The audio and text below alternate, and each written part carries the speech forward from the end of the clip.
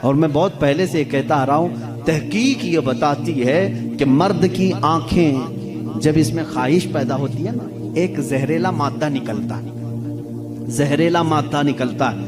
آپ دیکھو غور سے کسی چیز کو، نظر لگتی ہے نا، سب کا یہ تو معمول ہے، نظر لگتی ہے، وہ اس کی نظر لگ گئی، اس کی نظر لگ گئی، تقریباً سب لوگ مانتے ہیں نظر لگتی ہے، اور اسلام بھی کہتا ہے العین حق، نظر لگتی ہے۔ بلکہ میرے آقا صلی اللہ علیہ وسلم نے یہاں تک فرمایا، میری امت میں سب سے زیادہ موت اگر کسی کارن سے ہوگی تو نظر بد سے ہوگی۔ حضور نے فرمایا ہے طبعی نیچرل ڈیتھ کے بعد، نیچرل طبعی موت کے بعد اگر کسی وجہ سے، کسی بیماری سے سب سے زیادہ موت ہوتی ہے تو نظر بد سے ہوتی ہے۔ پتہ نہیں ہوتا سب کو، اس کی علامتیں تک حضور صلی اللہ علیہ وسلم کی احادیث میں گنائی گئی ہیں۔ نظر بد ہو جائے تو کیسے پتہ چلے گا؟ جسم کے اندر کیسی تبدیلیاں ہوتی ہیں کہ پتہ چل گیا کہ نظر لگی ہے، وہ پھر کبھی میں عرض کروں گا۔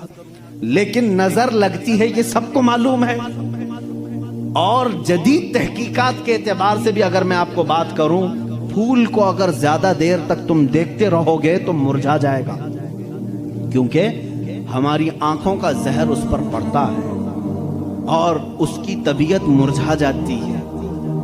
وہ جتنا اپنے ٹہنی میں لگ کر کے جتنی دیر تک تازہ رہ سکتا ہے، تمہارے ہاتھ میں آنے کے بعد اتنی دیر تازہ نہیں رہے گا، کیونکہ کچھ بیکٹیریا ہمارے اندر ہیں اور آنکھوں سے نکلنے والی چیزیں بھی ہیں۔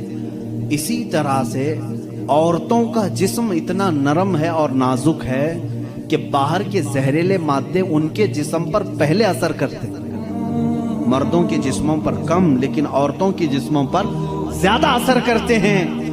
اب کوئی وحشی درندہ جس کی نگاہیں زہر پھینک رہی ہوں اور کسی لڑکی کا جسم ننگا ہو، وہ بغیر لباس کے ہو، تو ظاہر سی بات ہے اس کے جسم کے اندر جیسی ہی وہ نظریں جاتی ہیں، اس کے دل میں بھی برائیوں کی خواہشیں پیدا ہونا شروع ہوتی ہیں۔ ایک طرفہ نہیں ہوتی یہ سب چیزیں، اس کے اندر جو خرابی آئی وہ اس کی آنکھوں کی وجہ سے۔ اسی لیے میرے آقا صلی اللہ علیہ وسلم نے فرمایا فَإِنَّ الْعَيْنَ تَزْنِي، آنکھ بھی زنا کرتی ہے۔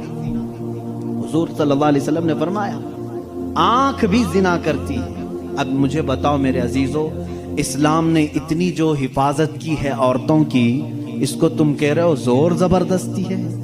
اسلام دین فطرت ہے، صرف وہی بات کرتا ہے جو انسان کے لیے سوٹیبل ہو، جو تمہارے جینے کے لیے اچھا ہو۔ اب میں